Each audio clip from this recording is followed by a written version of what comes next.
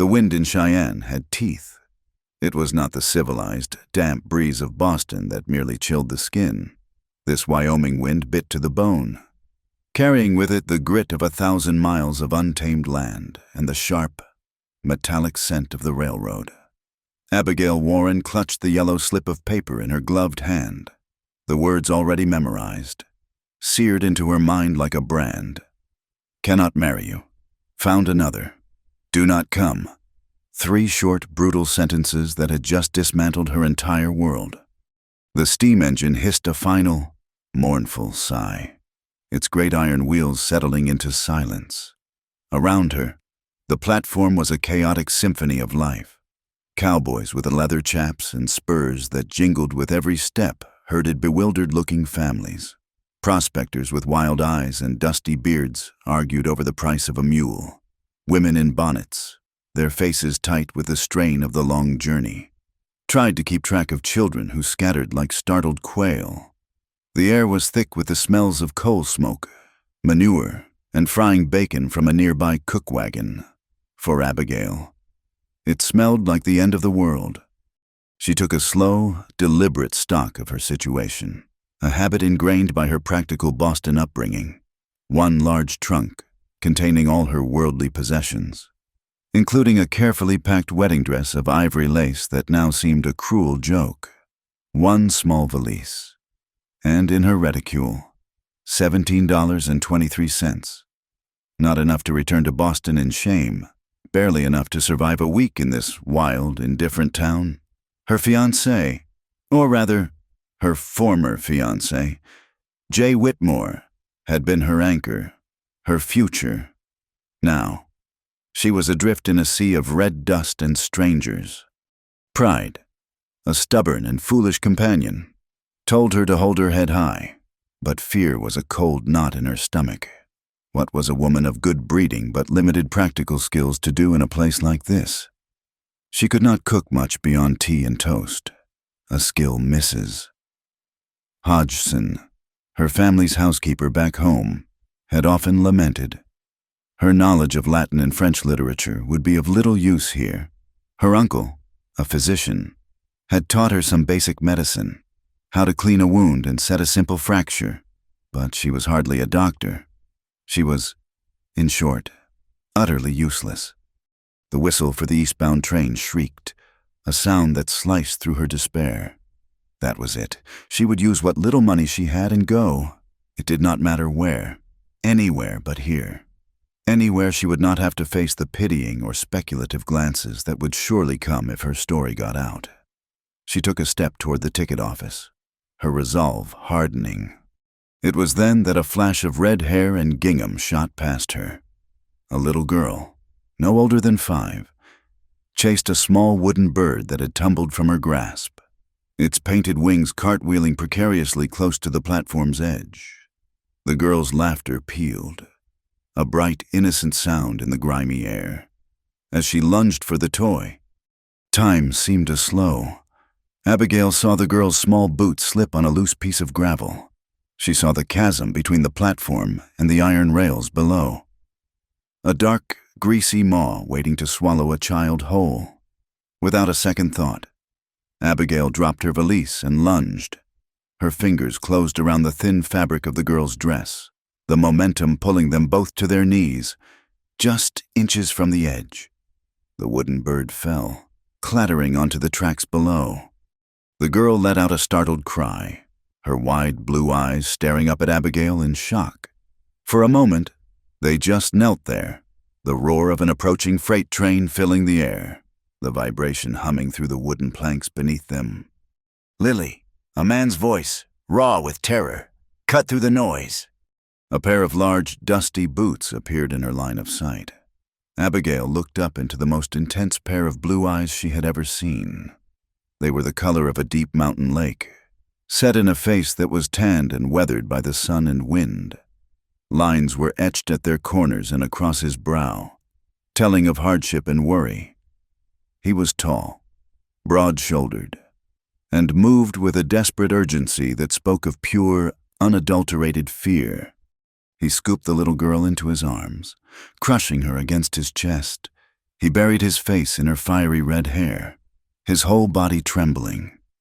"Lily," he whispered, his voice thick with an emotion so profound it made Abigail's throat ache. Another small child, a boy with the same red hair and serious blue eyes, clung to the man's leg, his knuckles white. After a long moment, the man raised his head and looked at Abigail, who was still kneeling on the dusty platform, her bonnet askew.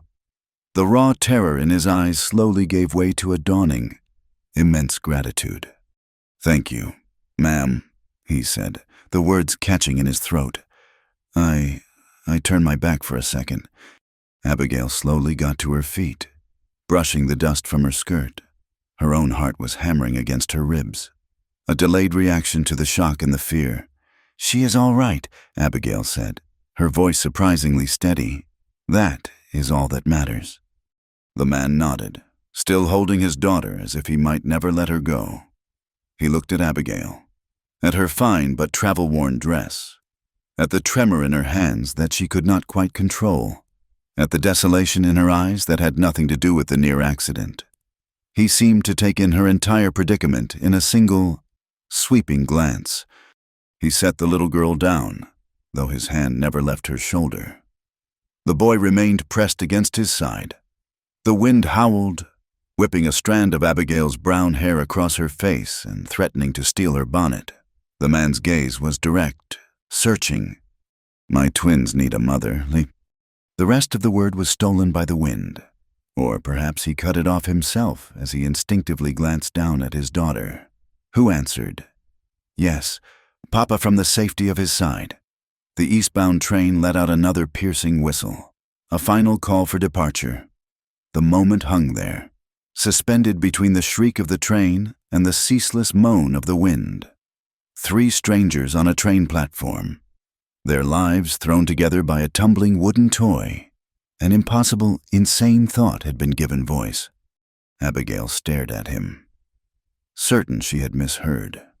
The proposition was so outlandish, so utterly improper. It defied all logic. But the look in his eyes was not one of madness. It was one of stark, bone-deep desperation, the same desperation she felt growing inside her. He seemed to realize how his words must have sounded. A dull flush crept up his neck. "Forgive me, ma'am. That was not right of me. My name is Quinn Mackenzie. These are my children, Lily and James." He gestured to the 2 small figures beside him. "Their mother, my wife, Martha. She passed on from the fever last spring. We have a housekeeper, Mrs. Hodgson, a good woman, but she is getting on in years. The children, they need someone to teach them their letters, someone to be there." He was not a man accustomed to long speeches. Each word seemed to cost him something, pulled from a deep well of grief and exhaustion. Abigail's mind, which had been a maelstrom of panic just moments before, suddenly became icily clear. The train to anywhere was about to leave. She had $17. This man was offering— what was he offering? A job, a solution, or a different kind of ruin altogether? "I am not looking for a wife, Mr. Mackenzie," she said, her voice colder than she intended. The words tasted like ash. Only an hour ago, she had believed she was arriving in Cheyenne to be a wife. "I am not asking you to be one," he replied, his tone just as blunt. "Not like that. I need a teacher, a governess, someone to look after them. My ranch is a day's ride from here. It is isolated, but it is a good place." He paused, his gaze unwavering. "I will pay you $30 a month, plus your room and board.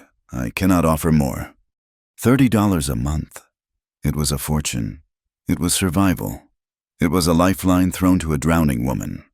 But the cost to her pride, to her reputation, was immeasurable. A single woman, living on a remote ranch with a widower and his children. The gossip would be relentless, vicious. As if sensing her hesitation, he added, "We can try it for 2 weeks. A trial. If it does not suit you, or if you do not suit us, I will bring you back to Cheyenne and pay you for your time." No questions asked. A trial period. It was a business proposition. Unconventional. Certainly, but it was a way to frame it that her practical mind could accept.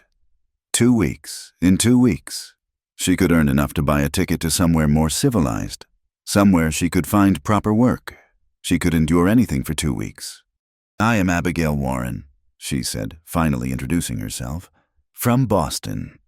"Boston," he repeated, the word sounding foreign on his tongue. He looked at her hands, still gloved, and her neat, if dusty, traveling suit. "This is a long way from Boston, Miss Warren."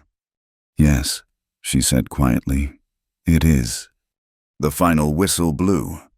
The train began to chug slowly away from the platform. Gathering speed, her chance to escape was pulling away, disappearing down the long, shimmering tracks that stretched to the eastern horizon. She watched it go, a tightness in her chest. She had not gotten on it. She had made a choice, or perhaps the choice had been made for her. A short, stout woman with iron-gray hair pulled into a severe bun and a face that looked like it had been carved from granite approached them. She held a basket laden with supplies, her eyes sharp and intelligent, took in Abigail from head to toe, and she did not seem impressed by what she saw. "Quinn, the supplies are loaded. We need to be on our way before we lose the light," she said, her voice crisp. Her gaze settled on Abigail again. "And who is this?" "Mrs. Hodgson. This is Miss Abigail Warren." Quinn said, "Miss Warren has agreed to come to the ranch to teach the children." "Mrs. Hodgson's eyebrows shot up so high they nearly disappeared into her hairline. She looked from Quinn's determined face to Abigail's pale one. She took in the fine clothes, the soft hands, the air of quiet desperation. "From the east, I presume," Mrs. Hodgson stated. It was not a question. She gave Abigail another thorough inspection. "Do you know how to cook anything besides Boston tea?" Abigail felt a hot blush rise to her cheeks.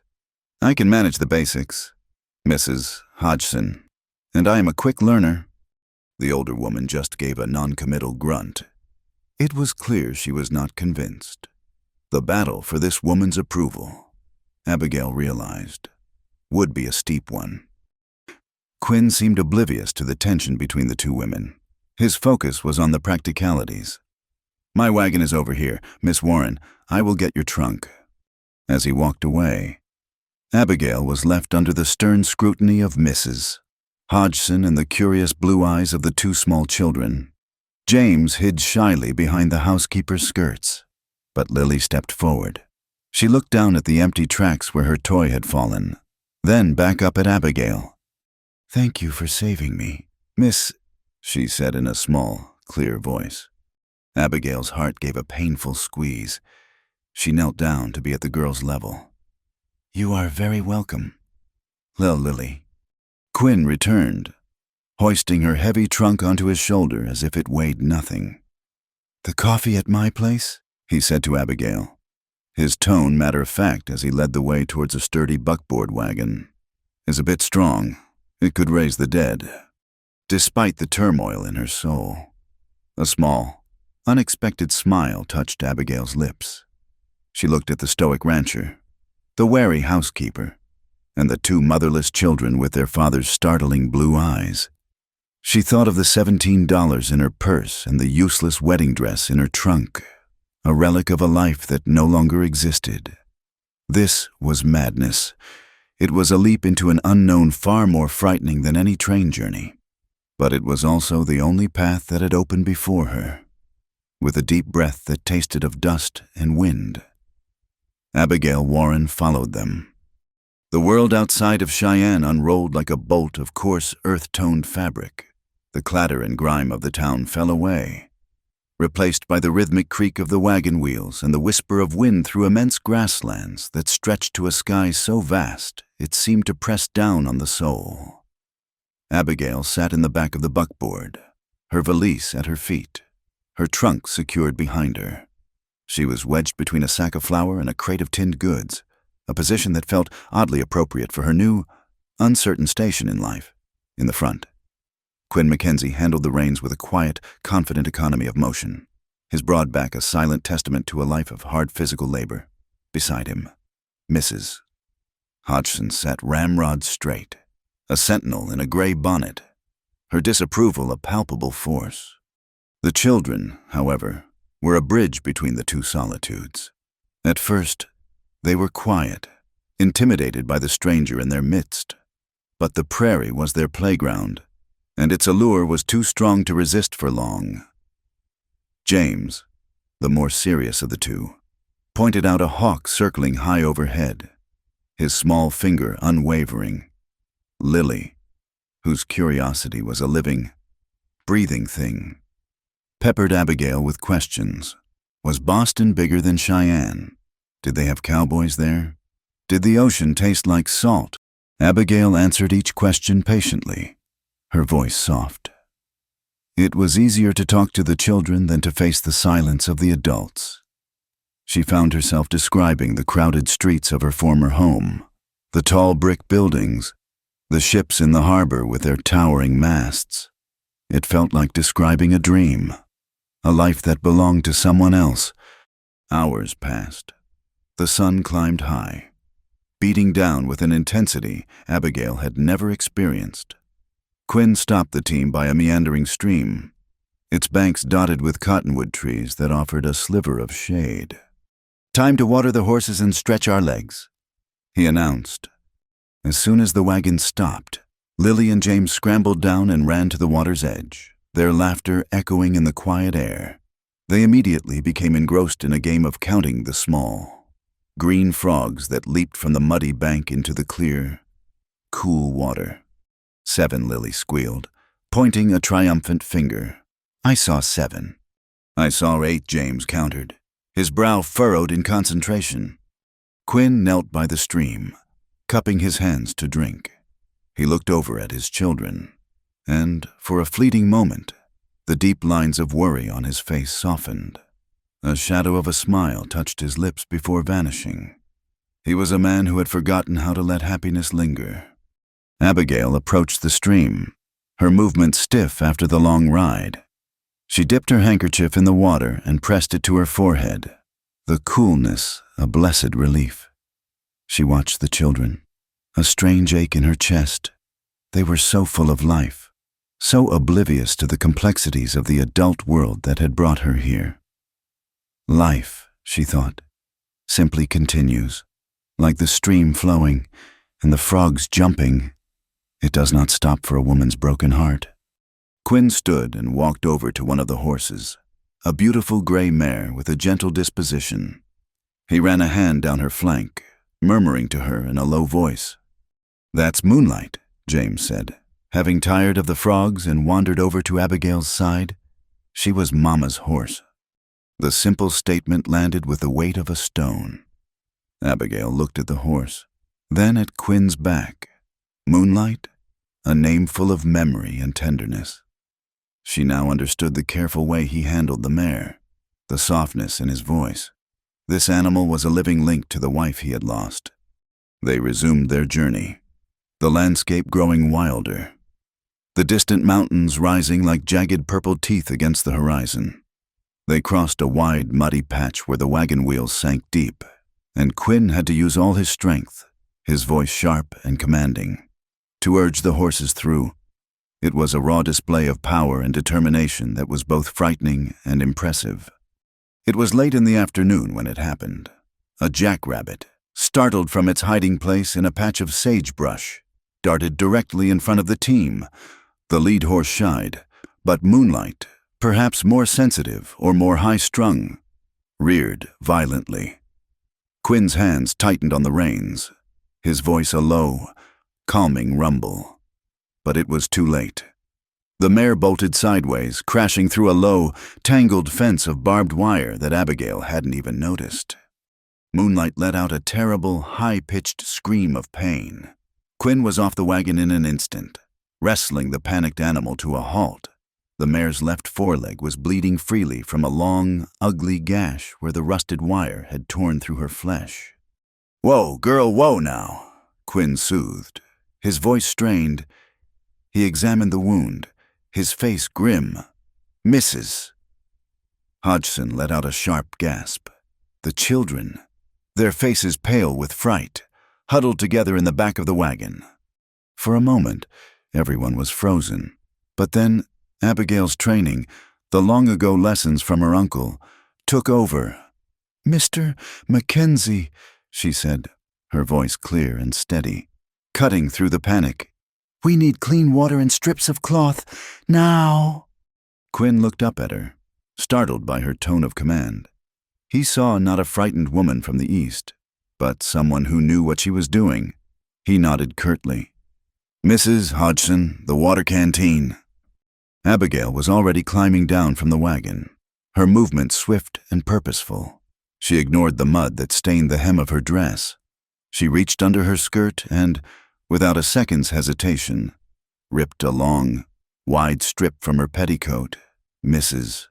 Hodgson's jaw dropped, but she handed over the canteen without a word. Abigail approached the frightened horse slowly. "Easy. Moonlight," she said, her voice much softer now. "Easy, girl." She let the mare nuzzle her hand, smelling her scent, before she knelt in the mud. "Hold her head steady, Mr.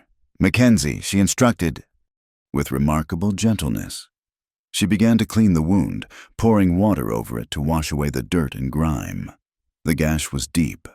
She worked methodically, her touch firm but reassuring. Quinn watched her, his expression unreadable. He saw her slender, gloved hands, now stained with mud and blood, moving with a competence that completely belied her appearance. When the wound was clean, she took the strip of her petticoat and began to bind the leg, her motions precise and efficient. She fashioned a tight, clean dressing that covered the wound completely. "It will need to be kept clean," she said, looking up at him. "And she will need to rest. I wish I had some carbolic acid to be certain of preventing infection, but this is the best I can do for now." She rose to her feet, her skirt heavy with mud, a smudge of dirt on her cheek. She was a far cry from the composed woman who had stepped off the train in Cheyenne, and yet, in that moment, she seemed more substantial, more real. Quinn let out a long breath he hadn't realized he was holding. He ran a hand over Moonlight's neck, calming the still trembling animal. He looked from the clean white bandage to Abigail's face. "Where did you learn to do that?"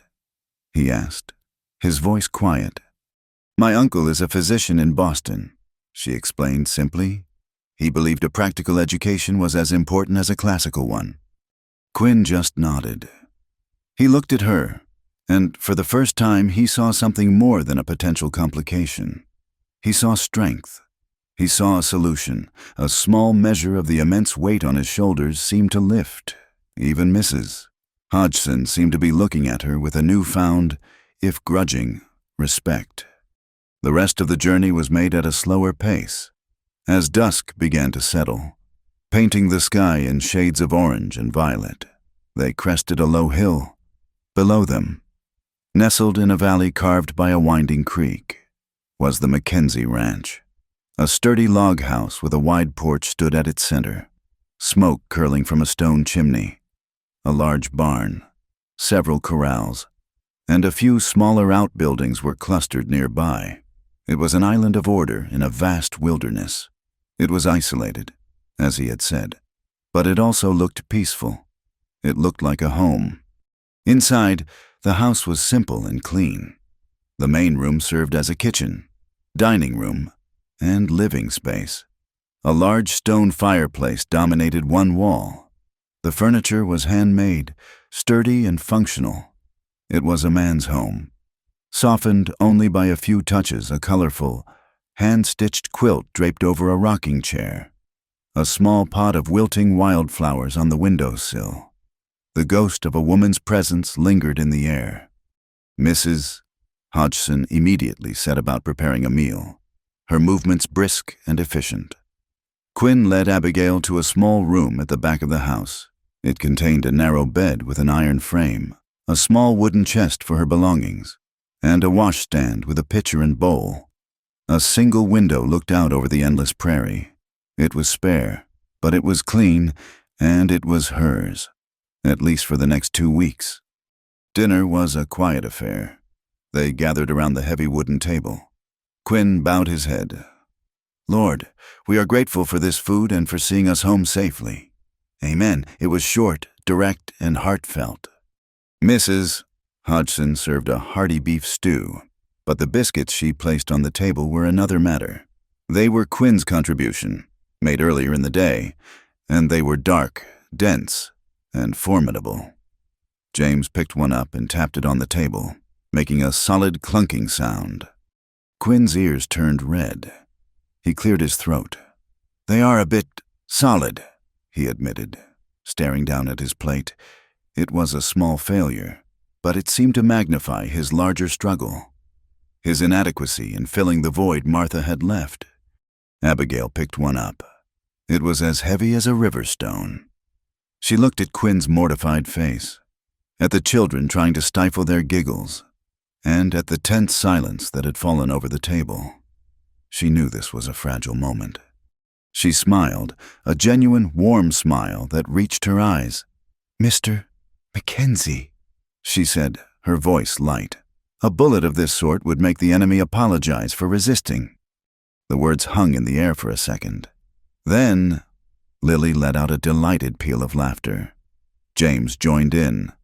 A real, uninhibited laugh. Even Mrs. Hodgson cracked a smile. But it was the sight of Quinn that caught Abigail's breath. He looked up, his blue eyes meeting hers across the table, and he smiled. It was not the ghost of a smile she had seen at the stream, but a real, true smile that transformed his tired face, erasing years of grief and worry, if only for an instant. The tension in the room dissolved, replaced by a warmth that had nothing to do with the fire in the hearth. Later that night, lying in her small, unfamiliar bed, Abigail listened to the sounds of the ranch, the lowing of distant cattle, the chirp of crickets, the lonely cry of a coyote. She thought of the scene at the dinner table. For the first time since she had read that devastating telegram, she felt a flicker of something other than shame and fear. She had been useful. She had mended a wound, and she had mended a moment. It was a small thing, perhaps. But here, in the vast, intimidating quiet of the Wyoming night, it felt like hope. The 2-week trial period melted away under the vast Wyoming sky. Each day a lesson not just for the children, but for Abigail as well. She had discovered a rhythm to life on the ranch that was as demanding and as rewarding as the landscape itself. Her classroom was not a stuffy, four-walled room, but the wide, open prairie. She used a large, smooth piece of slate Quinn had found for her, but most of their learning took place under the sun. She turned the alphabet into a game, a sing-song chant they would recite while clapping their hands, a game Lily adored, for James, whose quiet nature concealed a deep and hungry mind. Abigail unlocked the world of books. She had brought only 2 with her, a collection of fables and a worn copy of Robinson Crusoe. But for James, they were a universe. He would sit for hours on the porch steps, his small brow furrowed in concentration, his finger tracing the words as he painstakingly sounded them out. To see the wonder dawn in his eyes as the black marks on the page transformed into stories was a feeling so pure and powerful it made Abigail's own troubles seem distant. She was discovering a part of herself she had not known existed. In Boston, her life had been one of prescribed roles and expectations. Here, she was a teacher, a nursemaid, a mender of torn clothes, and, on one memorable afternoon when Mrs. Hodgson was feeling unwell, a surprisingly competent baker of sourdough bread, a feat that earned her a silent, approving nod from the formidable housekeeper. She felt useful. She felt needed. The shame of Jay's rejection still lingered, a dull ache in the background. But it was no longer the defining note of her existence. The outside world, however, could not be kept at bay forever. About 3 weeks into her stay, their supplies ran low. and Quinn announced a trip to the small trading post that served the surrounding ranches. He insisted Abigail and the children come along. "It is not good for them to be cooped up here all the time," he'd said. But Abigail suspected he also wanted her to get a feel for the community, for the life that lay beyond the boundaries of his land. The trading post was little more than a single long building with a wide porch, a combination of general store, post office, and saloon. Several wagons were hitched outside, and a group of ranchers stood talking, their voices carrying on the dry air. When Quinn pulled his buckboard to a stop, the conversation faltered. All eyes turned to them, or more specifically, to Abigail. She felt a hot flush creep up her neck as she helped the children down. She was acutely aware of her dress, a simple but well-made calico that was still finer than what the other women wore. She saw the speculative glances, the whispered comments behind cupped hands. To these people, she was an anomaly, an outsider, a woman from the East living in a widower's house. The implications were as plain as the hard lines on their faces. Quinn, seemingly oblivious, nodded a greeting to the men. "Morning. Tom, Samuel. Sky's looking mighty dry." "That it is." "Quinn," one of the men replied, his eyes flicking from Quinn to Abigail and back again. "Heard you got yourself some help?" "Miss Warren is teaching my children," Quinn stated, his voice flat and devoid of any defensiveness. He did not offer any further explanation, and his tone discouraged questions. As she entered the dim, cluttered store with Lily and James, she could feel the weight of their judgment. It was a heavy, suffocating thing. One woman, whose face was a mask of stern piety, looked Abigail up and down and sniffed loudly, a sound more damning than any word. The hope that had begun to blossom within her withered slightly under the harsh glare of social scrutiny. It was while Quinn was negotiating the price of a barrel of flour that a man stepped out of the saloon section of the building. He was dressed in a fine city suit and polished boots that looked absurdly out of place.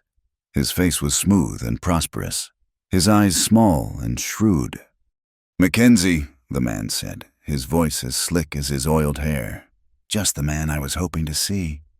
Quinn turned slowly. His body went rigid, his face setting into a hard, unwelcoming mask. "Crow," he said, the name a piece of grit in his mouth. "I was just on my way out to your place." The man, Crow, continued, ignoring Quinn's hostility.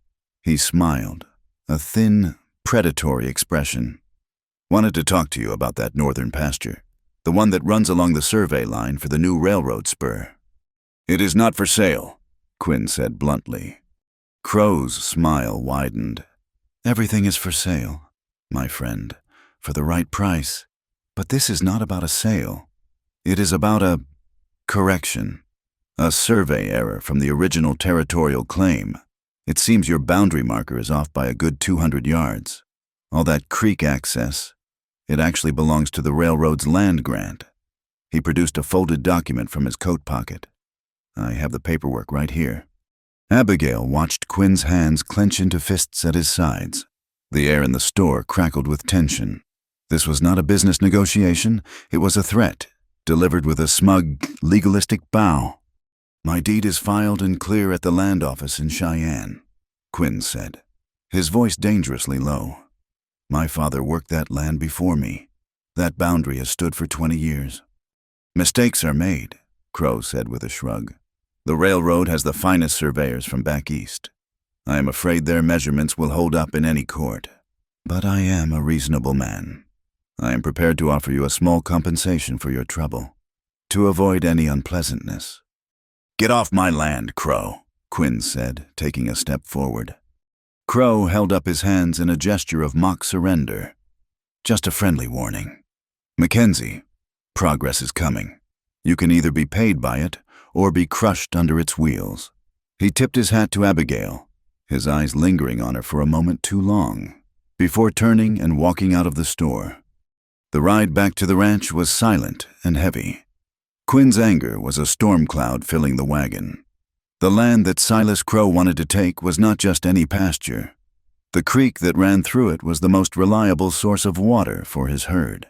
And with the summer growing hotter and drier every day, water was becoming more precious than gold. The grass in the surrounding prairie was already turning a pale, brittle yellow. The threat of a grass fire was a constant, nagging worry. Crow's threat was a threat to their very survival. More troubling news came a few days later, carried by a neighboring rancher who had been to Cheyenne. He mentioned offhandedly that a new branch of the Denver Union Bank was opening, and the man sent to manage it was a young, ambitious fellow from Boston, a man named Jay Whitmore. The world tilted on its axis for Abigail. Jay, here, in Cheyenne. The possibility of him learning where she was, what she was doing, sent a wave of nausea and cold dread through her.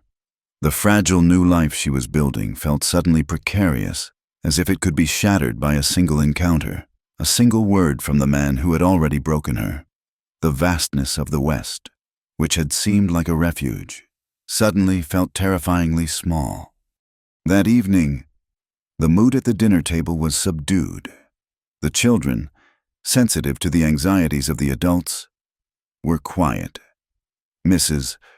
Hodgson, in an effort to lighten the atmosphere, was instructing Lily on proper table etiquette.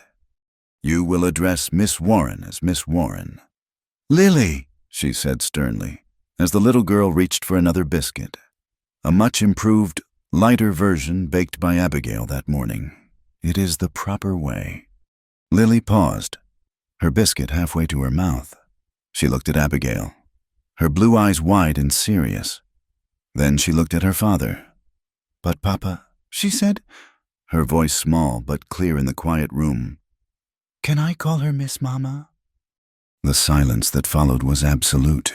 It was a silence so profound Abigail could hear the frantic beating of her own heart. She saw the shock on Mrs.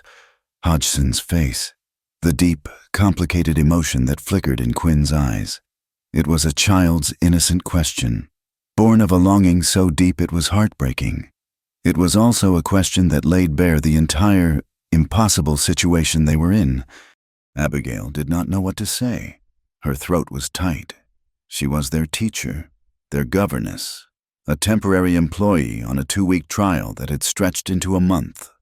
She was not, and could never be, their mother. Then, Quinn broke the silence. He let out a short, choked sound that was half laugh, half sob. He reached across the table and squeezed his daughter's hand. Just Miss Warren for now, sweetheart, he said, his voice thick. The tension broke. Mrs. Hodgson let out a long, slow breath. James giggled, and Abigail, looking at the earnest little face across from her, felt a powerful, protective wave of affection that was so strong it frightened her. This was becoming more than a job. This place, these children, this quiet, grieving man. They were becoming something that felt dangerously like home. And with Silas Crow and Jay Whitmore looming on the horizon, she knew that home was now a place she would have to fight for. The first sign of the storm was not wind or rain, but a profound and unsettling silence. The constant chatter of insects ceased. The birds fell quiet. The air grew heavy and thick, charged with a strange, yellow light. Quinn, standing by the corral fence, scanned the southwestern horizon. A low, dark line was advancing, a bruised purple stain against the bottom of the sky. It was not a rain cloud. It was something far worse. "Abigail!" he shouted, his voice sharp with an urgency that sent a chill down her spine. "Get the children now down to the root cellar." She did not need to be told twice. She grabbed Lily's and James's hands, her heart beginning to pound against her ribs. The sky was darkening with unnatural speed. "Come along, you two. It is a game. We are going to have a picnic in our secret cave."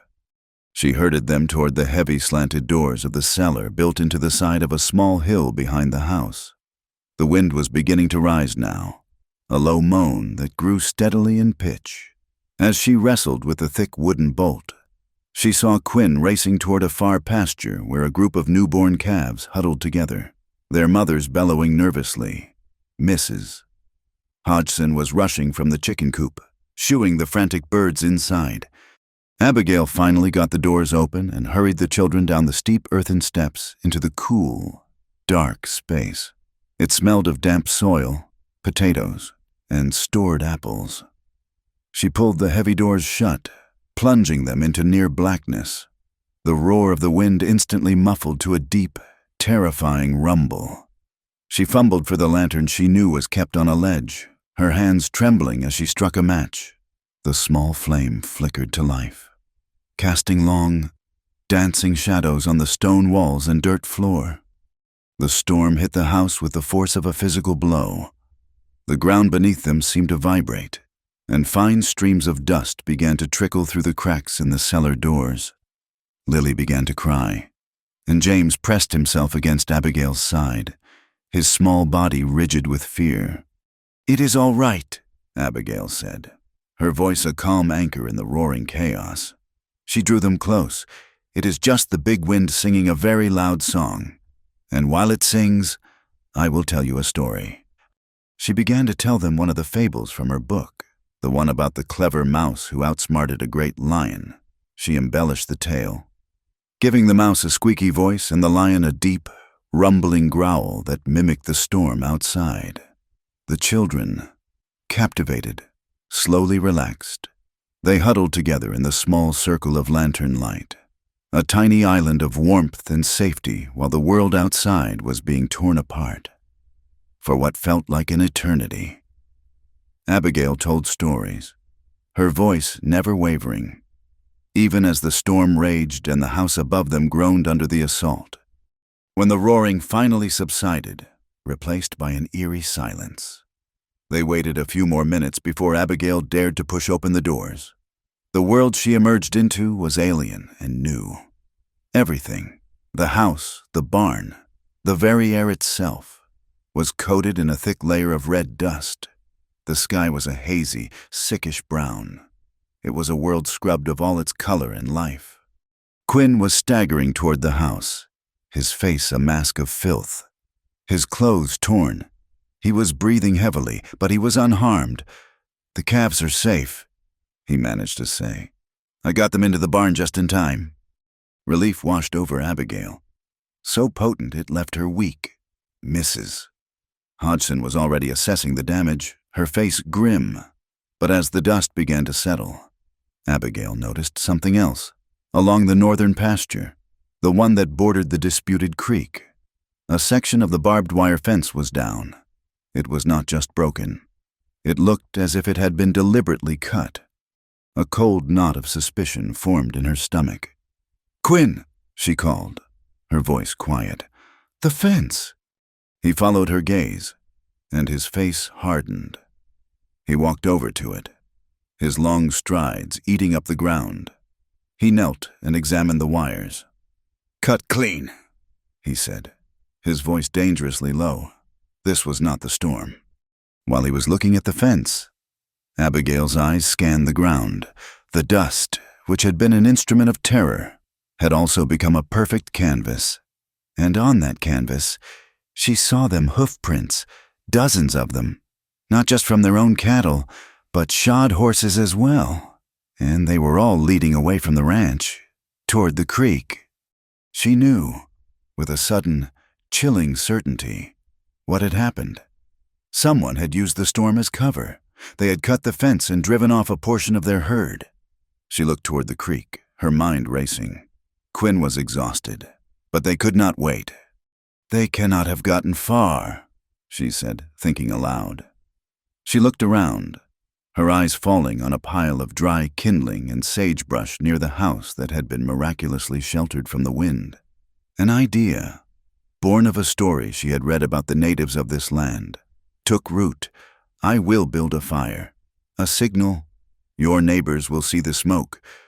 Quinn looked at her, a flicker of surprise in his weary eyes. He nodded once, a sharp, decisive movement. "Do it." While he saddled a fresh horse, Abigail worked quickly, piling the kindling and adding damp leaves to make the smoke thick and dark.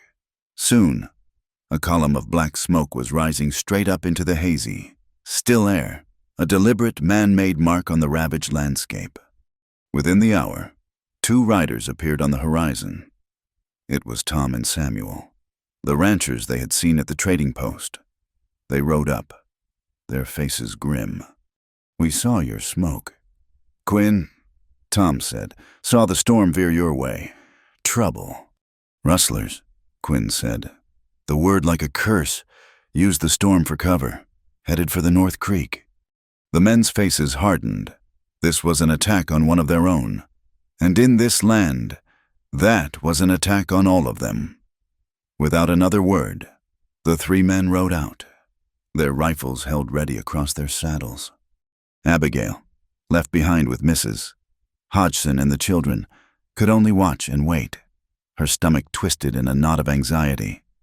They returned just as the sun was setting, a bleeding smear of orange in the dusty sky. They were driving a small bunch of stolen cattle before them, and they had a prisoner. He was a boy, no older than 16, with a scruffy beard and terrified eyes. His arm was bound in a bloody rag, and he was slumped over his saddle, swaying with exhaustion. "We caught them at the creek," Quinn explained, his voice flat and tired. "The others got away.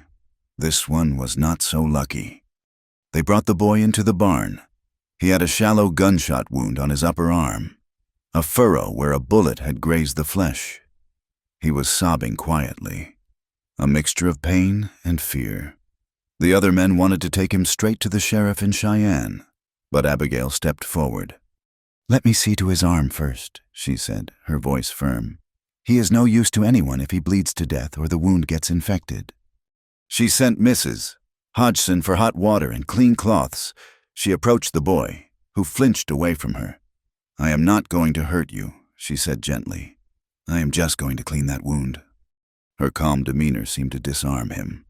She worked with the same quiet efficiency she had shown with the horse. Moonlight, as she washed the blood and gunpowder from his skin, she began to speak to him in a low voice. "What is your name?" she asked. "Billy," he mumbled. "You are very young to be mixed up in this kind of trouble." "Billy," she said, her hands never ceasing their gentle work. Stealing cattle is a hanging offense in this territory. You know that, do you not? The boy began to tremble.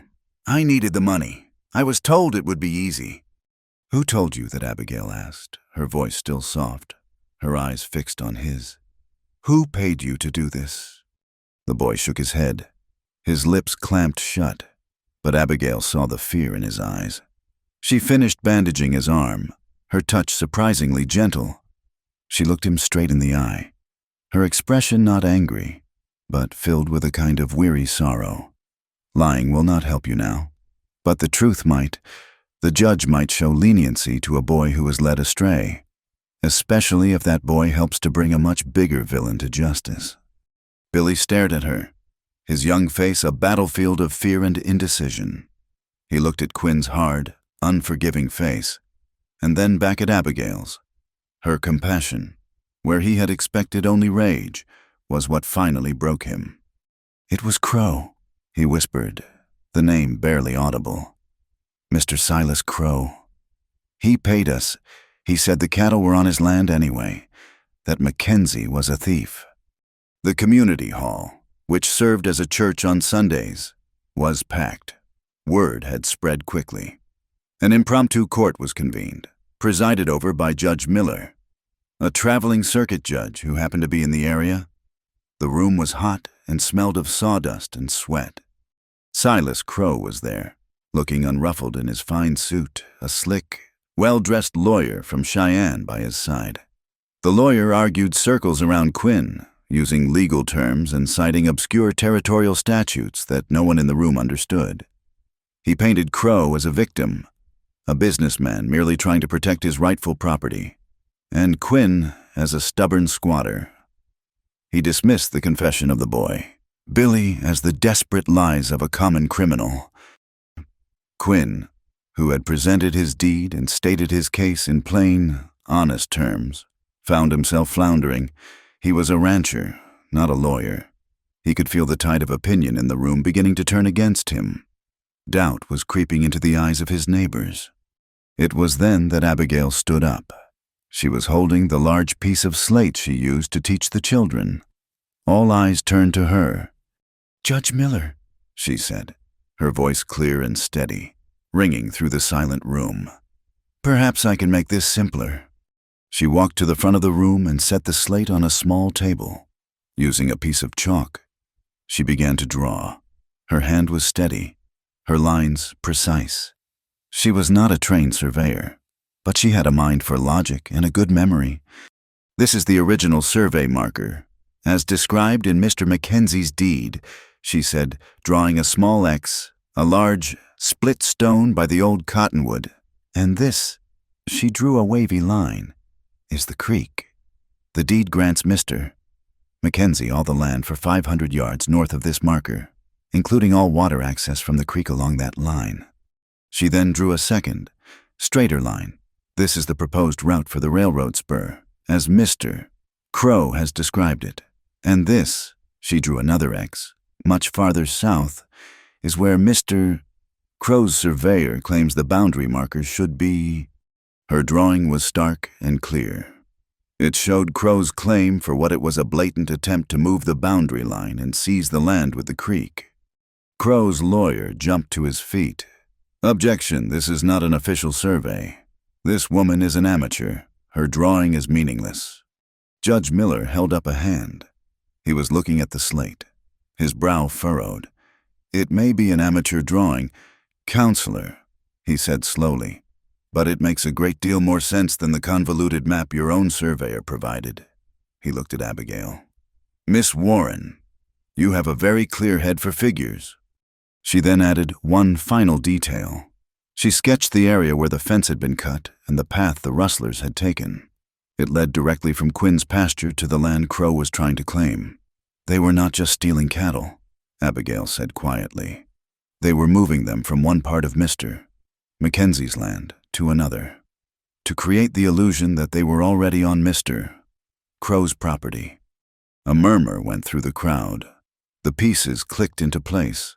It was a clever, devious plan, and Abigail had laid it bare with a piece of chalk and a simple drawing.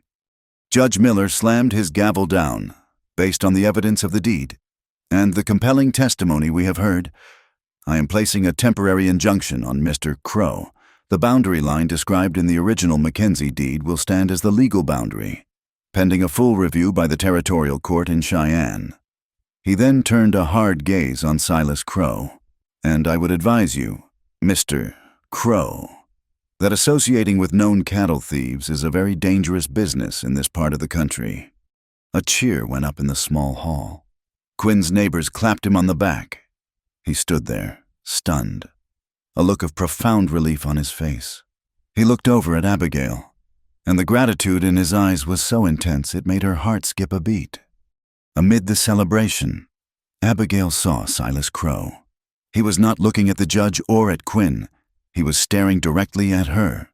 His face was pale with rage. His eyes narrowed into slits of pure, cold hatred.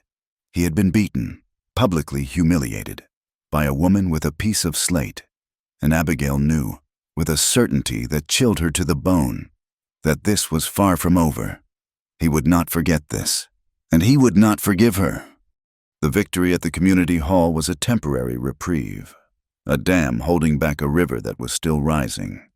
In the days that followed, a fragile peace settled over the ranch, but the shadow of Silas Crow's hatred and the looming threat of the official territorial court lingered at the edges of their lives.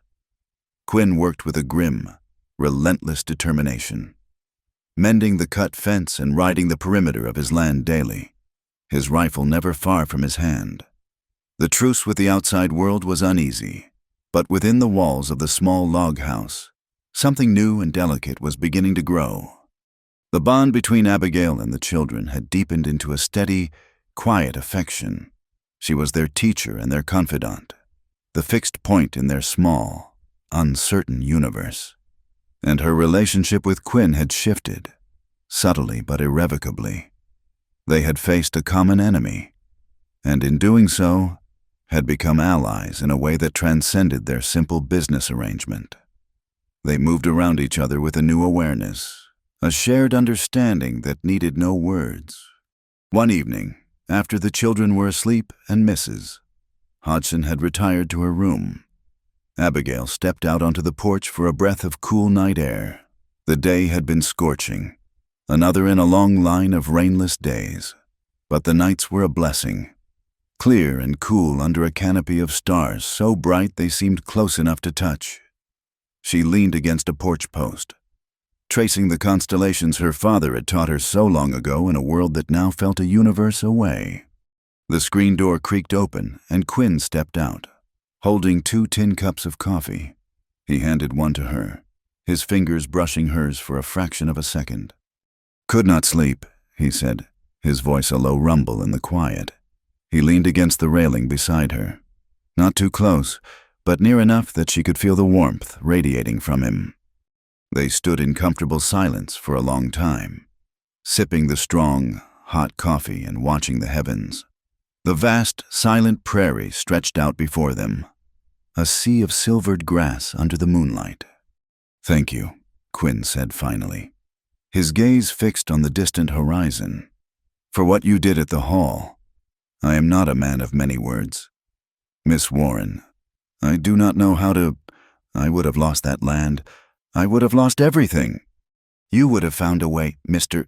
Mackenzie," she replied softly. "You are a survivor." He gave a short, humorless laugh. "Surviving is not the same as living. For a long time after Martha passed, I was just surviving, day to day, taking the next breath because the children needed me to." He took a deep drink from his cup, the silence stretching again. "I thought my heart was just done. Nothing left inside but sand and wind." The rawness of his confession touched her deeply. She saw past the stoic rancher to the grieving man beneath, a man hollowed out by loss. She thought of her own heart, how it had felt so broken and empty on the train platform in Cheyenne. "The wind can be cruel," she said, her voice barely a whisper. "But sometimes it is the only thing that can carry a seed to a place it can grow." He turned then, his intense blue eyes searching her face in the dim light from the window. He saw not pity, but a profound understanding. He saw his own pain reflected in her gaze. The space between them, once a careful, respectful distance, was now charged with an unspoken emotion. He set his cup down on the railing. He raised a hand, his calloused fingers gently touching her cheek. His touch was hesitant, almost reverential. She did not pull away. She leaned into his touch, her eyes closing for a moment. This was not the smooth, practiced touch of Jay Whitmore, a touch that had always felt like a kind of ownership. This was the touch of a man who knew the meaning of gentleness because he knew the weight of hardship. Slowly, he leaned in and pressed his lips to hers. It was not a kiss of passion, but of quiet discovery. It was tentative, tender, and deeply respectful. A question and an answer, all in one. It spoke of shared loneliness, of a mutual gratitude, of a dawning, terrifying hope. When he pulled away, they simply looked at each other, the truth of what was happening passing between them in the silent, star-dusted night. Neither of them knew what to say, and so they said nothing at all. A few nights later, a different kind of crisis erupted, one that no fence or court ruling could fix. Abigail was tucking the children into their beds, the small room filled with the soft glow of a lantern. Lily was already half asleep, but James was unusually quiet, his small face troubled. "What is it?" James Abigail asked, sitting on the edge of his cot and smoothing his red hair back from his forehead. He was quiet for a long moment, his eyes fixed on the rough-hewn ceiling. "Miss Warren," he began, his voice small and tight. "I was trying to remember, and I cannot. Trying to remember what, sweetheart?" His lower lip began to tremble, and a single tear traced a path through the dust on his cheek. Her voice, he whispered, the words choked with a child's pure, uncomplicated grief. "I cannot remember what my mama's voice sounded like anymore." He dissolved into wrenching sobs. A sound of such utter desolation it shattered Abigail's heart. She gathered him into her arms, holding him tight as his small body shook. She felt a surge of helpless anger at the cruelty of a world that would steal a mother's voice from her son's memory. She did not offer empty platitudes or tell him not to cry. She just held him, letting him grieve. After his sobs began to subside, she gently pushed him back so she could look into his tear-streaked face. "Oh, James," she said, her own voice thick with emotion. "It is all right to be sad, and it is all right to be scared that you are forgetting. But a person is not just a voice or a face. They are a feeling. Your mama left a picture of herself right here." She pressed her hand gently over his heart. "It is not a picture you can see with your eyes, but one you can feel. You feel it when your papa hugs you. You feel it when you ride moonlight across the prairie. Her love is a part of you. It is in your heart, and nothing, not even time, can ever take that away. Her voice might be quiet now, but her love is still a very, very loud song." He looked at her, his blue eyes wide and searching.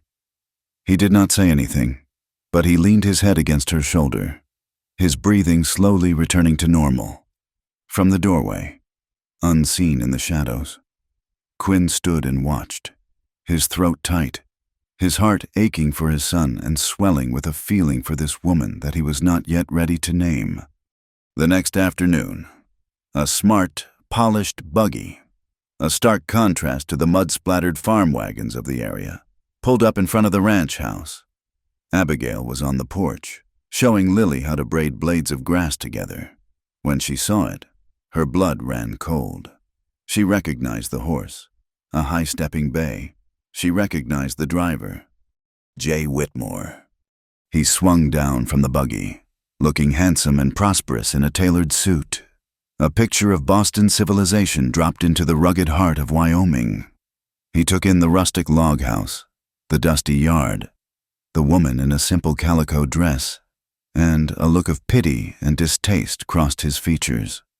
"Abigail," he said, his voice smooth and familiar, a sound that now made her skin crawl.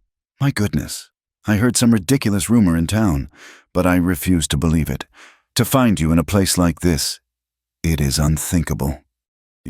Quinn emerged from the barn, wiping his hands on a rag, his movements slow and deliberate. He sized up the newcomer in an instant, his expression hardening. "What do you want?" Quinn asked, his voice low and unwelcoming. Jay ignored him, his eyes fixed on Abigail. "I have come to take you home," he said, as if it were the most obvious thing in the world. "I cannot imagine what this person said to you to make you stay.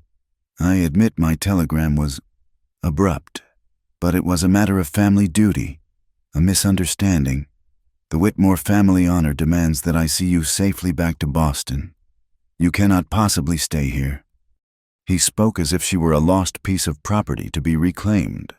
The woman he was speaking to, however, was not the same one who had crumpled on the train platform. She stood up, her back straight, her chin high. "I am not in need of rescuing." "Jay," she said, her voice cold and even. "I have found a position here. I am quite content." A position, he scoffed, as a governess on some dirt-scratched farm. "Do not be absurd. Abigail, this is no life for you." He took a step closer. "Listen, there is a complication with the bank's expansion plans.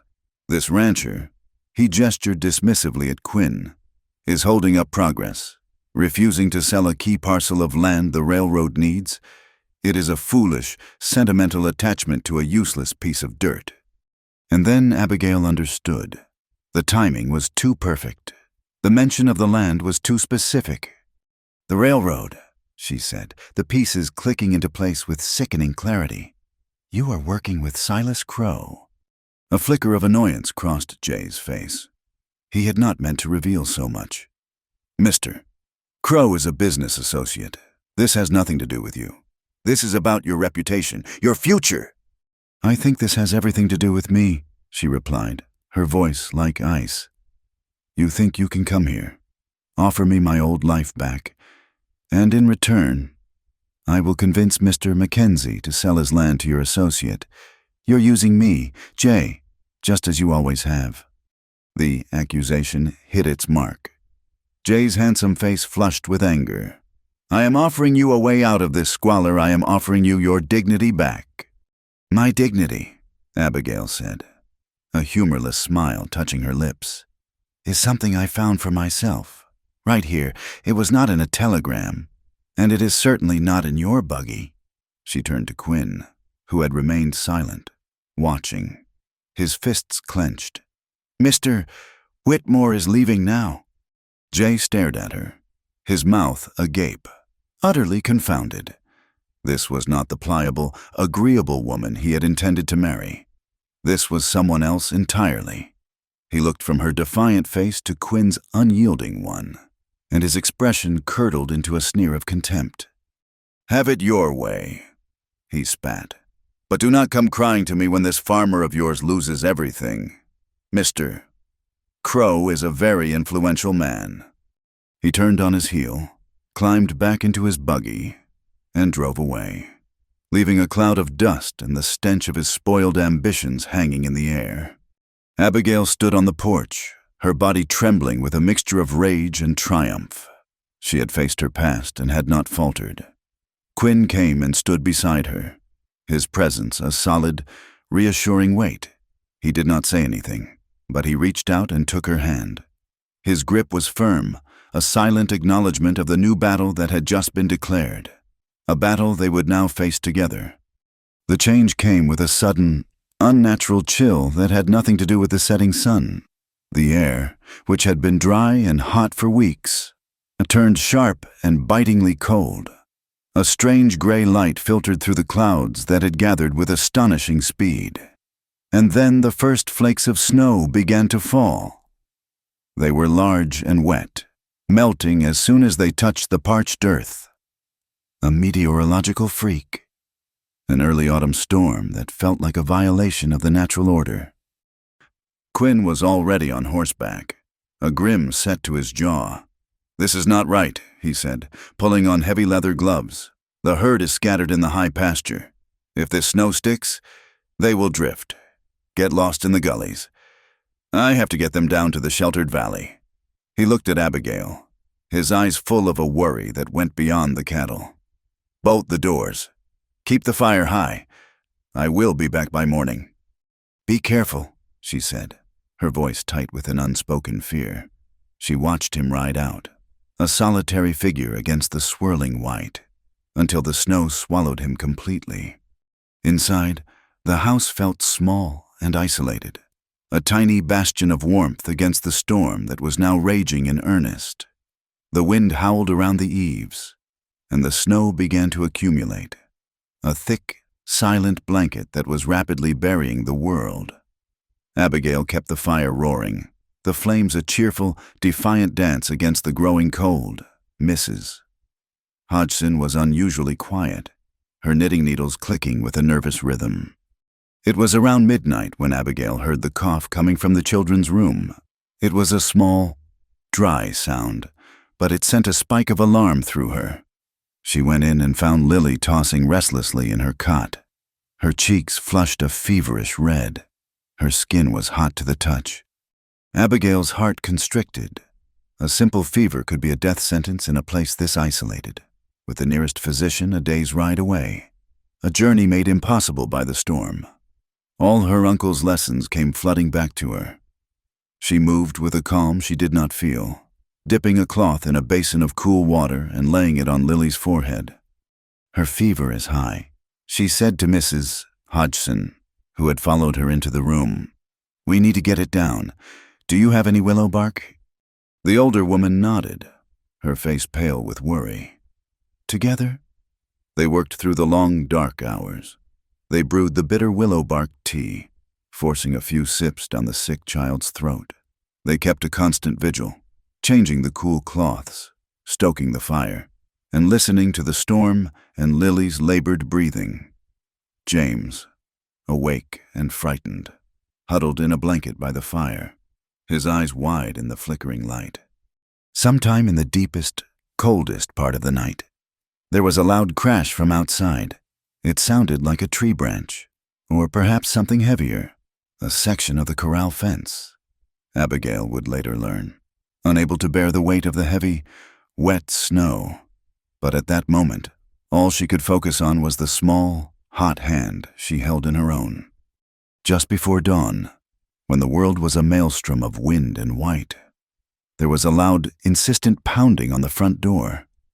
It was not the knock of a neighbor seeking shelter. It was the sound of authority, of menace.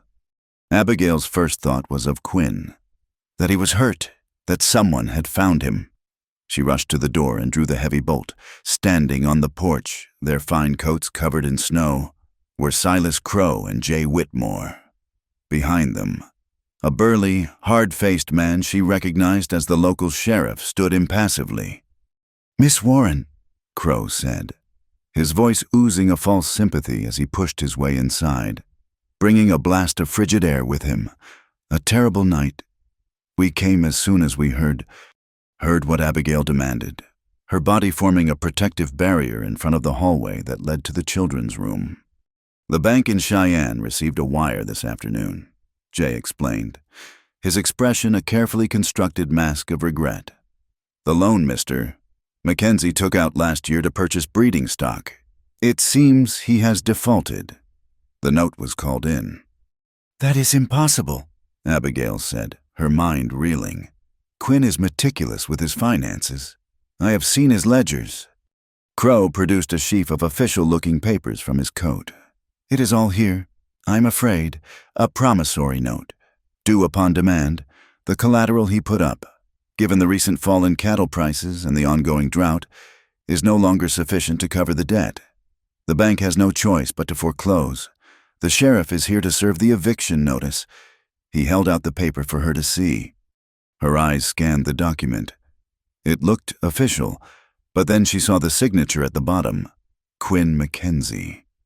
It was a close imitation, but it was wrong. Quinn's signature was bold, confident, the pen strokes heavy and sure.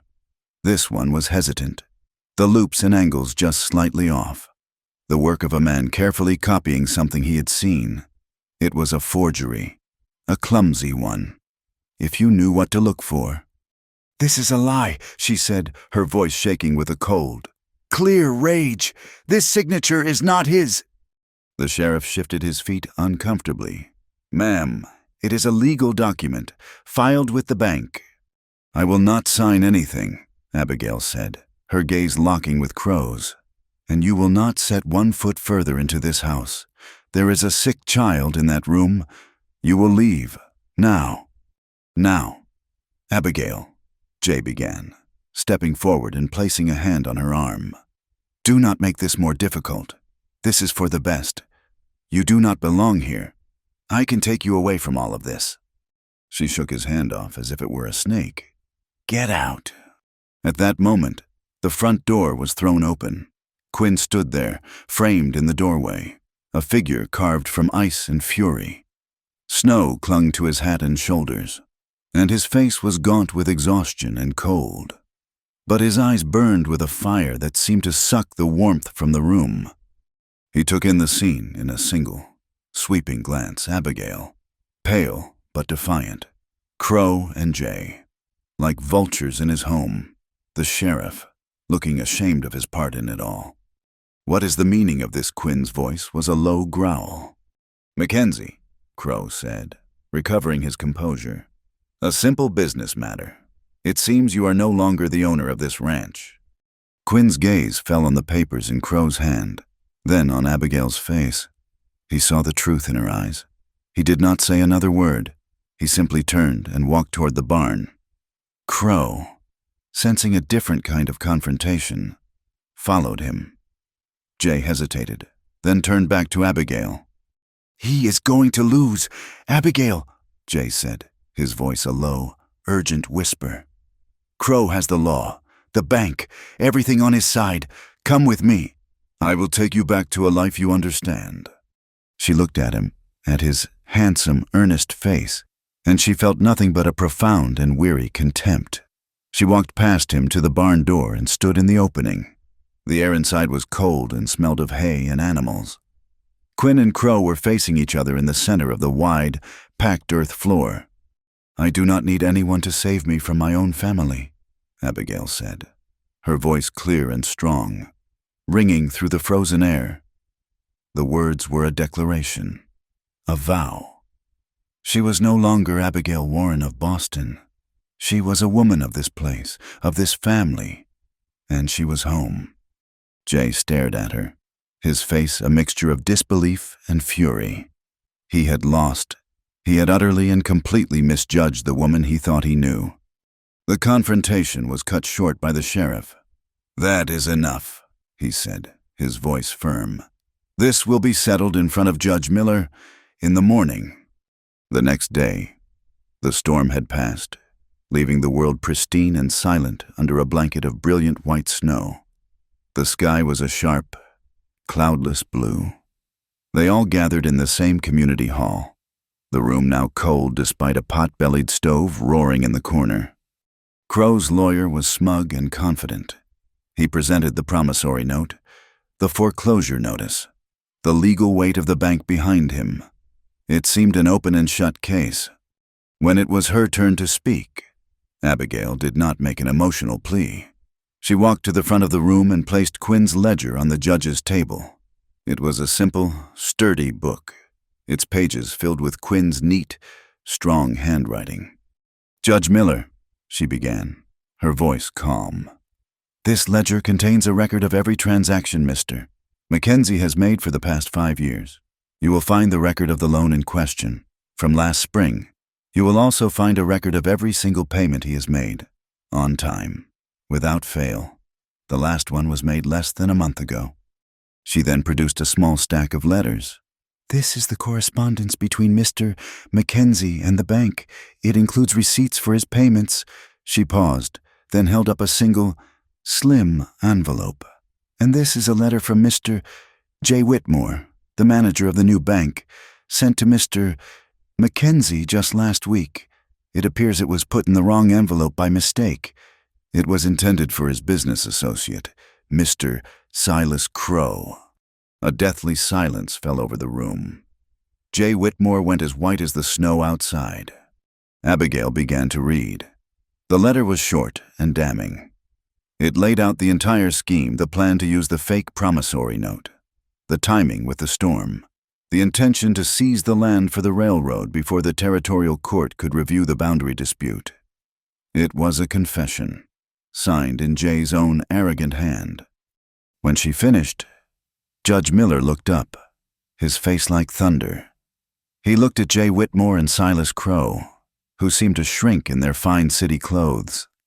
The judge's gavel came down with a crash that echoed the sound of the breaking fence. "The foreclosure is denied," he announced, his voice booming in the silent room. "And the territorial court will be pleased to know that I am confirming the Mackenzie deed and boundary is permanent and incontestable." He turned his furious gaze on Crow. "Furthermore, I am indicting you, Silas Crow, on charges of fraud, conspiracy, and attempted theft. Sheriff, take this man into custody." Jay Whitmore was not arrested. He was simply dismissed, ruined. He stumbled out of the hall without a backward glance. A man whose ambition had led him to disgrace. He was gone from Cheyenne by nightfall. They rode back to the ranch under the brilliant afternoon sun, the light glinting off the snow-covered land, the land that was now, and forever, theirs. When they walked into the house, Mrs. Hodgson met them at the door, her face wreathed in a rare, beautiful smile. "The fever is broken," she said, her voice thick with relief. "She is sleeping." Quinn and Abigail went and stood in the doorway of the children's room. Lily was sleeping peacefully, her breathing even, her cheeks no longer flushed. James was asleep in his own cot beside her. The crisis had passed. The dual storms, one of nature and one of men, were over, and in their wake, there was peace. The slow melt that followed the freak blizzard was a kind of gentle resurrection. Water dripped from the eaves of the house and the bare branches of the cottonwoods. a soft, percussive rhythm that was the sound of the world coming back to life. The immense blanket of white receded day by day, revealing the resilient brown and gold grasses of the prairie beneath, damp and fragrant in the crisp autumn air. It was a time of healing, for the land and for the people who lived on it. Lily's fever was a fading memory, replaced by her usual boisterous energy. The specter of Crow and Jay had vanished, leaving behind a clean, quiet stillness. In this newfound peace, Abigail found herself taking stock. Her life had been stripped down to its essential elements: work, purpose, and a quiet, growing affection for the small family that had taken her in. Her trunk, the one she had dragged across the country, had sat largely untouched in the corner of her room, a silent monument to a life she no longer recognized. One afternoon, while the children were napping and the house was quiet, she finally opened it. The scent of cedar and dried lavender rose up to meet her, the smell of her Boston bedroom. Inside, nestled in layers of tissue paper, were the relics of her former self, fine dresses she would never wear here, books of poetry, and at the very bottom, the wedding dress. She lifted it out. The ivory lace and seed pearls shimmered in the simple light of the room, a beautiful, elaborate lie. It represented a future that would have been comfortable, respectable, and hollow. A future with a man who saw her as an asset, not a partner. She stood there for a long time, the dress in her hands. It was not a symbol of heartbreak anymore. It was a symbol of a cage she had narrowly escaped. She folded it carefully, not out of reverence, but out of a sense of finality. She knew what she had to do. That evening, as the sun began to set, casting long purple shadows across the valley, she carried the dress outside to the stone-lined fire pit where they burned ranch refuse. Quinn was mending a piece of harness on the porch, his hands moving with practiced skill. He looked up as she approached, his expression questioning. He saw the bundle of white lace in her arms, and his hands stilled. She did not say anything. She simply laid the dress in the center of the cold ashes. She took a piece of kindling from the woodpile, lit it from the lantern on the porch, and touched the small flame to the delicate fabric. At first, it was reluctant to catch, but then a small, hungry flame began to lick at the hem. It grew quickly, consuming the lace, turning the fine silk to blackened, curling ash. The tiny seed pearls made soft popping sounds as they succumbed to the heat. The fire burned hot and bright in the twilight, a beacon of release. Quinn came and stood beside her, watching the flames. The children, awakened by the strange light, came to the door and watched in silent wonder. "It was my wedding dress," Abigail said, her voice quiet but clear over the crackle of the fire. She did not look at him, her gaze fixed on the flames. "For a long time, I looked at it and felt nothing but shame, the shame of being rejected, of being a failure." She turned to him then, the firelight dancing in her eyes. "But now I know better." "Thank you," she whispered, the words directed not at him, but at the burning dress, at the past it represented. "Thank you for not happening. Because of that, I found my home." Quinn did not speak. He simply reached out and took her hand, his strong fingers lacing through hers. They stood there together, watching until the last of the ivory silk had turned to ash, the smoke rising into the vast, star-dusted Wyoming sky. Later, after the children were asleep, they sat on the porch, in the same spot where he had first kissed her.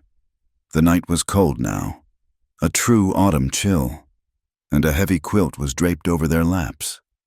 For a long time, they were silent, the only sounds the distant lowing of cattle and the breathing of the vast, sleeping land. Quinn cleared his throat. "Abigail," he began, his voice a little rough, "I am not a man who finds the right words easily. My thoughts get tangled up between my heart and my mouth." He reached into his coat pocket and pulled out a folded piece of paper. It was worn and creased, as if it had been opened and refolded many times. So I wrote them down. He unfolded the paper in the faint light spilling from the window and began to read. His voice was low and steady, but she could feel the slight tremor in the hand that held the page. "Abigail," he read, "when you came here, my world was a quiet, gray place.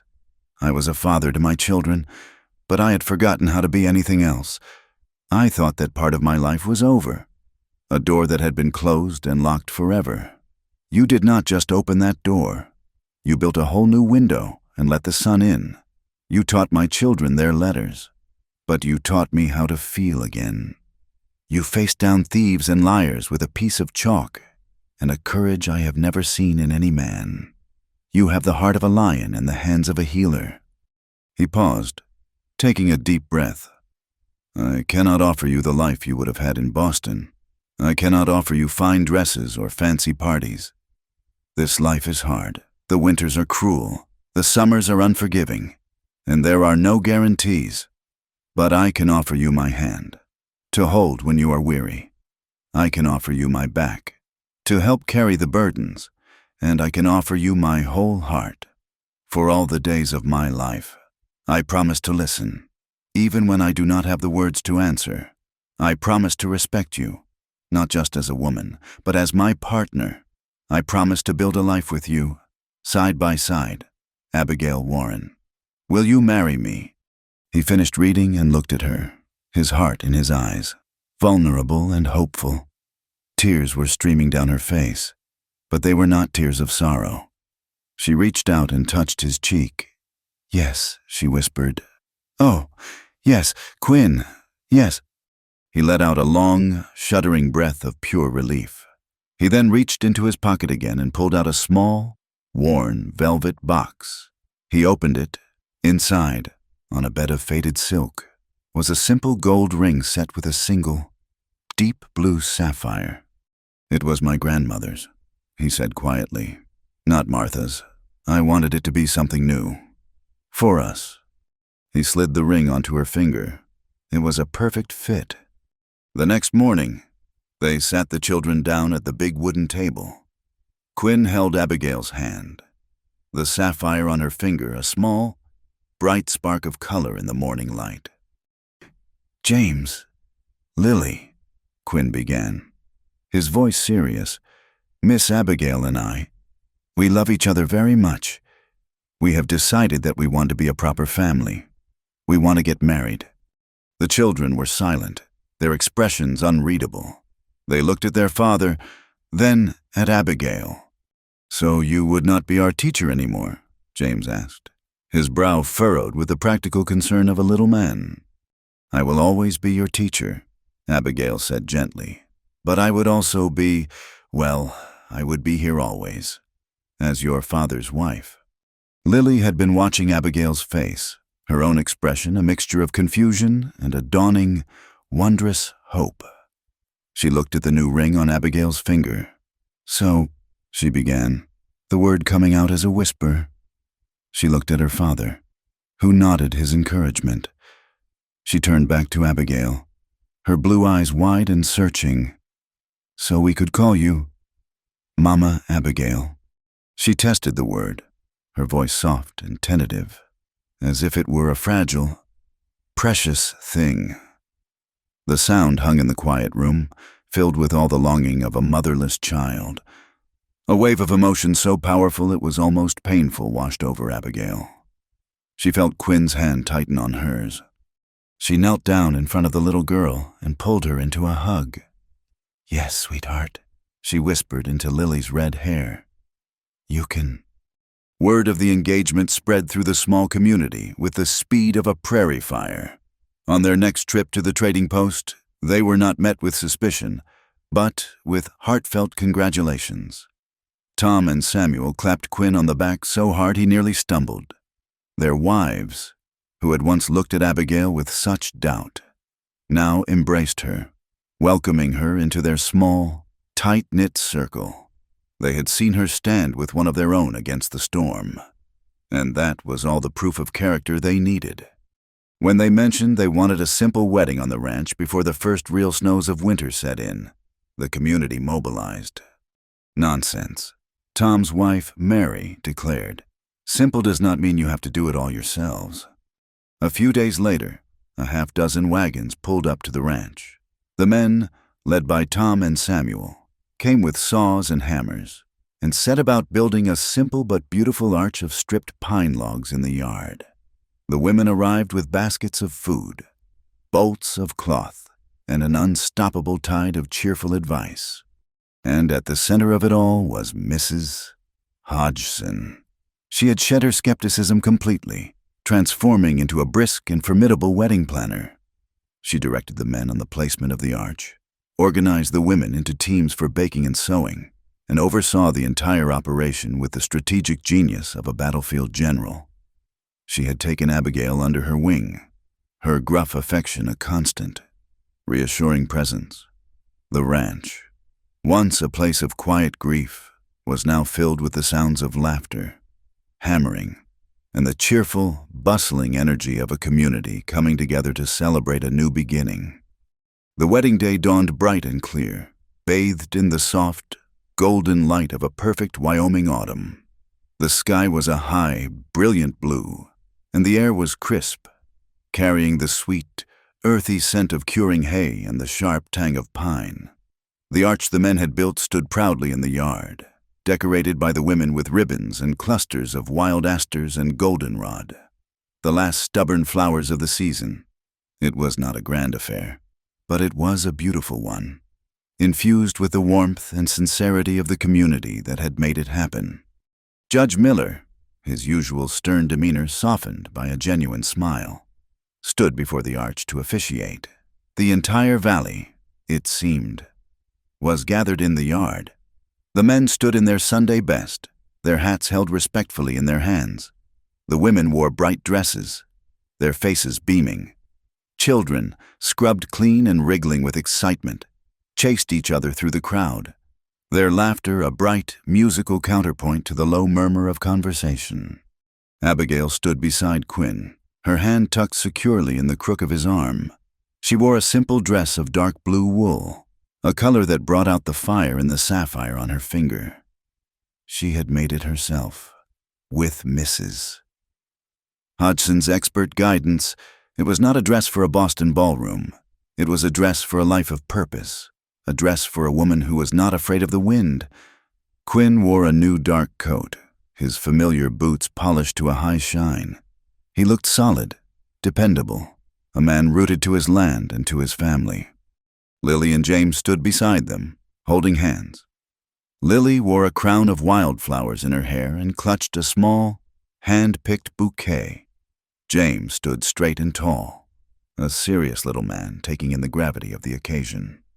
Judge Miller's words were simple and direct, much like the people gathered to hear them.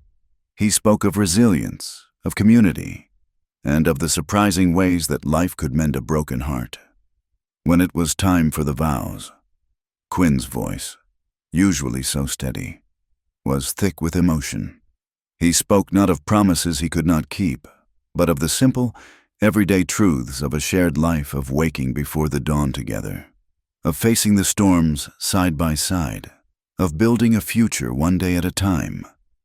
When he finished, Abigail's own voice was a clear, strong echo of his, a promise of partnership, of respect, and of a love that had been forged in adversity and tempered by grace.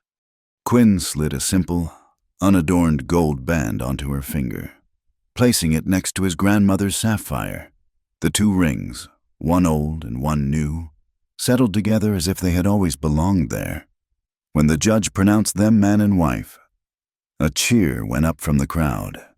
Quinn turned to her, a slow, wondrous smile spreading across his face, and he kissed her, not with the hesitant tenderness of their first kiss on the porch, but with the quiet confidence of a man who had finally, truly come home. The celebration that followed was a joyous, chaotic, and beautiful thing. A neighbor named Elias Rosin drew a bow across his fiddle, and the lively, rustic music set everyone's feet to tapping. Long trestle tables groaned under the weight of the feast-roasted beef, baked beans, dozens of pies and cakes, and biscuits that were, thankfully, light and fluffy, baked by a coalition of the valley's finest cooks under the watchful eye of a beaming Mrs. Hodgson.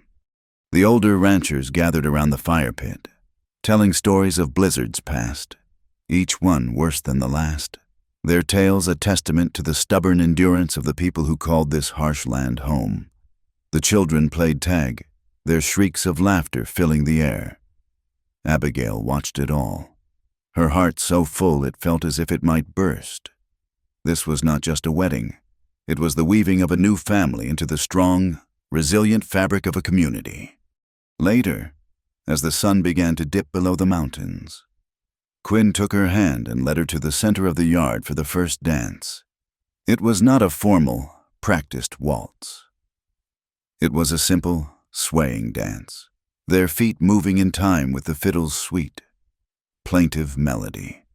He held her close, and she rested her head against his shoulder, the rough wool of his coat familiar and comforting.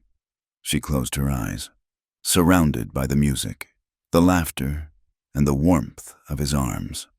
She had arrived on a train platform in this territory with a shattered heart and $17. She now stood in the arms of her husband, surrounded by her family and her friends, richer than she had ever dreamed possible. The winter that followed was a harsh one, with deep snows and winds that howled like hungry wolves. But inside the small log house, there was a warmth that had nothing to do with the roaring fire in the stone hearth. There was the sound of laughter as the children learned a new game. There was the quiet companionship of the long evenings, Quinn mending a piece of leather while Abigail read aloud from one of her books. There were the small, everyday moments of a family knitting itself together, becoming stronger with each passing day. When the spring thaw finally came, turning the world to mud and then to a brilliant, startling green, Abigail found a new sense of purpose. In a sheltered spot behind the house, she found the remnants of Martha's garden. The earth was fallow, but the rose bushes, though wild and overgrown, were still alive, with a quiet reverence. Abigail began to work the soil. She was not replacing what had been lost. She was tending to it, honoring the memory of the woman who had come before her, coaxing new life from the roots that remained. She planted vegetables for their table and bright, cheerful flowers that filled the air with their fragrance. Life settled into its enduring rhythm. In the afternoons, Abigail would sit on the porch with Lily, teaching her to read from a book of poetry.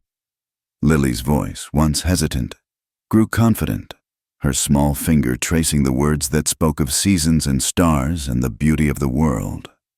James, his mind always hungry for facts and figures, would spread out a large, hand-drawn map of the states on the floor, and Abigail would help him piece together the vast puzzle of the country that lay beyond their valley, his world expanding with each new name and boundary line. One evening, as the last of the summer sun painted the sky in shades of rose and gold, the entire family sat together on the porch steps. A cool breeze stirred the leaves of the cottonwoods. James was whittling a piece of wood, and Lily was humming a tune she had learned from the fiddle at the wedding. Quinn and Abigail sat close together, their shoulders touching. Draped over all of them was the quilt. It was a beautiful, chaotic thing, made of scraps and memories. There were squares from Martha's old gingham dresses, pieces of the children's outgrown shirts, and a small patch of dark blue wool from Abigail's wedding dress, the past and the present, all stitched together with strong, steady thread to keep them warm against the cold. Quinn looked at Abigail, his eyes full of a deep, quiet love. He did not need to speak the words. She could read them in his gaze, in the gentle way he held her hand. She looked out at the vast, peaceful land that was her home, at the two beautiful children who were now her own, at the strong, good man by her side. She thought of the telegram that had sent her here, the cruel words that had felt like the end of her world. She now knew that the most painful rejection is sometimes a door swinging open, leading you to exactly where you were always meant to be. Thank you for listening to our story. Please comment with where you are listening from so we can all connect and share our thoughts. And remember to subscribe to our channel Wild West Night. Like the video. And support us further by pressing the hype button so this story can be heard by more people.